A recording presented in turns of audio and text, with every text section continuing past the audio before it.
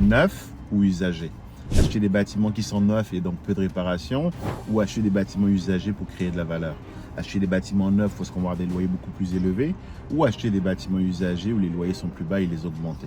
C'est sans doute une question que tu te poses parce que tu veux savoir est-ce que tu devrais investir dans l'immobilier en achetant du neuf ou de l'usager. Et c'est exactement à cette question que je réponds dans cette vidéo. C'est parti. Bienvenue sur ma chaîne, je m'appelle Uriel Bigot. J'investis en immobilier principalement dans la province du Québec. Aujourd'hui, je fais essentiellement du neuf, mais j'ai commencé par de l'usager. Et la question qui revient souvent, c'est de savoir est-ce qu'il est préférable de commencer par du neuf ou de l'usager lorsqu'on veut investir en immobilier. Et tu vois, la réponse n'est pas totalement, ce n'est ni noir ou blanc. Je m'explique. Très probablement, si tu commences à investir, tu vas commencer par de l'usager parce que c'est ce qui est le plus accessible, c'est ce qui coûte le moins cher. En effet, le neuf a l'inconvénient de venir avec un premium. Quand tu achètes un bâtiment neuf, tu payes un premium. Quand tu achètes un bâtiment usagé, en général, tu payes un peu moins cher. La beauté, c'est qu'à la fin de cette vidéo, je vais t'expliquer un peu la stratégie qui va te permettre de combiner les deux. Alors, reste bien jusqu'à la fin. On va commencer par le neuf. Le gros avantage du neuf, c'est que tu vas avoir des bâtiments qui sont construits avec les dernières normes, qui sont plus efficaces énergétiquement. Très probablement, si c'était bien conçu, c'est des bâtiments dans lesquels tu n'auras pratiquement pas de charge d'énergie à payer parce que tout est à la charge des locataires. Le gros avantage du neuf, ça va être les éléments suivants. Pouvoir avoir des bâtiments où les loyers vont être élevés. Tu peux aller chercher de très gros loyers lorsque tu es sur du neuf. Un 4,5 dans la province du Québec, je te dirais à Montréal, sur du neuf, tu ne t'en sortiras pas en dessous de 1500, 1700 $. Et même un 3,5, tu peux monter jusqu'à 1500 $. Donc, l'avantage du neuf, c'est d'aller chercher des loyers beaucoup plus élevés. Un autre avantage du neuf aussi, c'est que tu vas avoir très peu de réparations. Un bâtiment qui vient d'être construit, normalement, s'il a été bien fait et si tu l'as inspecté lorsque tu l'as récupéré, il va venir avec une certaine garantie, ce qu'on appelle la garantie du constructeur. Et donc, de facto, tu vas pouvoir bénéficier de cette garantie dès qu'il y aura un problème. Donc, tes coûts de maintenance, tes coûts d'entretien sont très faibles. Ton toit ne sera pas à changer au bout de 5 ans comme sur de l'usager. Tu en auras pour un bon 20, 30 ans avant d'en arriver là. Donc, le gros avantage, c'est que sur du neuf, tes coûts d'entretien sont extrêmement bas parce que tu as un bâtiment qui est en très bon état. Un autre avantage qui est quand même assez important quand tu investis dans du neuf dans la province du Québec, c'est que tu vois au Québec, les loyers sont régis par ce qu'on appelle la régie du logement, aujourd'hui le tribunal administratif du logement ou encore la régie des locataires. Leur objectif est de contrôler les loyers, d'éviter qu'ils explosent.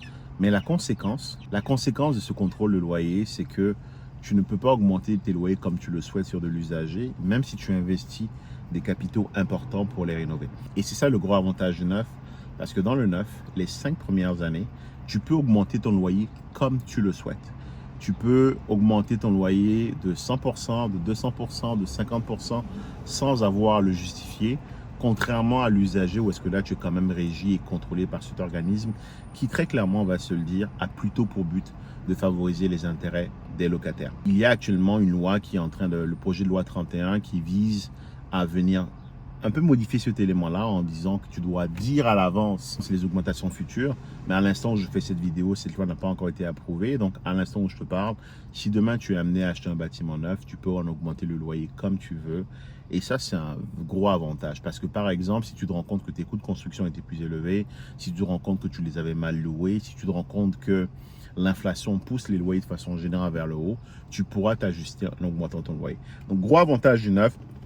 Loyers non contrôlés, tes loyers qui sont plus élevés et tes coûts d'entretien qui vont être beaucoup plus bas. Cependant, il y a un inconvénient à investir dans du neuf. Ce que tu dois savoir, c'est que dans le neuf, tu vas en général payer un premium. Ce que je veux dire par là, c'est que tu vas avoir des bâtiments de meilleure qualité, de construction récente, et donc forcément, ceux qui les ont construits vont te charger un peu plus. Tu vois, dans certaines villes dans lesquelles j'investis, comme Sherbrooke, j'achète les appartements, les bâtiments à peu près autour de 100 000 la porte. Un bâtiment de 5 logements, je vais le payer autour de 500 000, voire 600 000, alors que sur du neuf, on est plutôt autour de 300 000 la porte. Bien sûr, les loyers ne sont pas les mêmes. Donc, le challenge va être là. Tu vas payer un peu plus cher pour du neuf. Parlons maintenant de l'usager. On va parler maintenant des inconvénients de l'usager.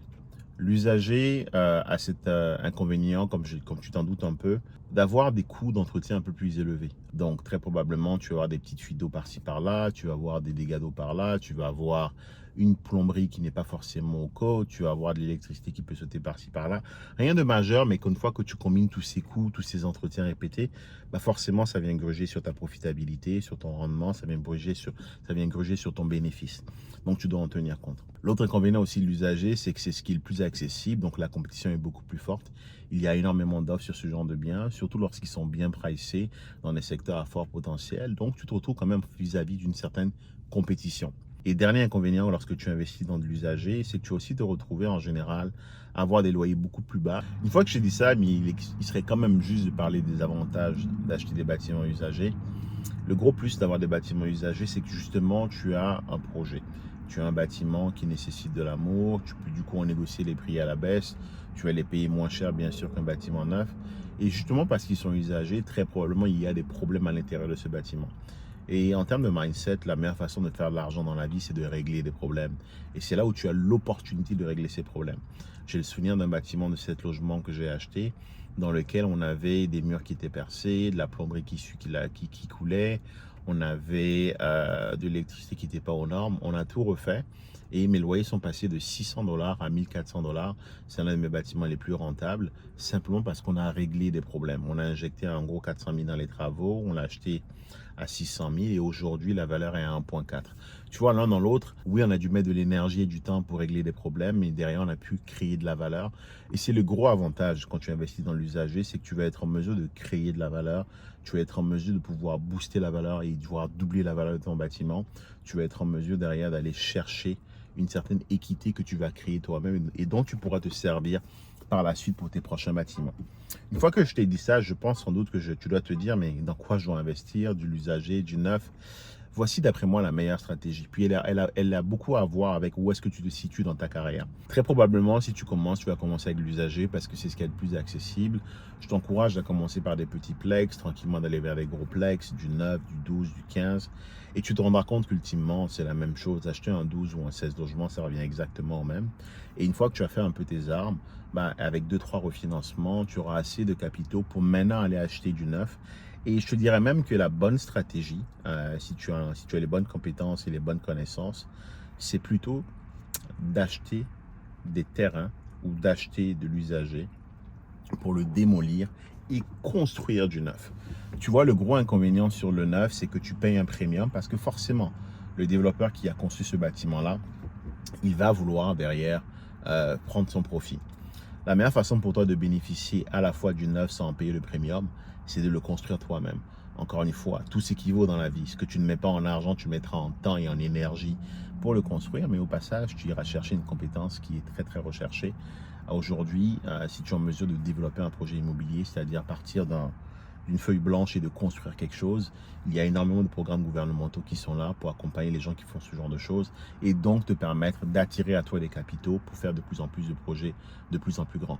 Donc mon conseil va vraiment être celui-là, c'est de te dire, si tu veux vraiment acheter du neuf sans avoir à payer le premium, la meilleure chose à faire va être d'acheter des terrains ou d'acheter un bâtiment, une maison par exemple sur un terrain, la démolir et construire du neuf.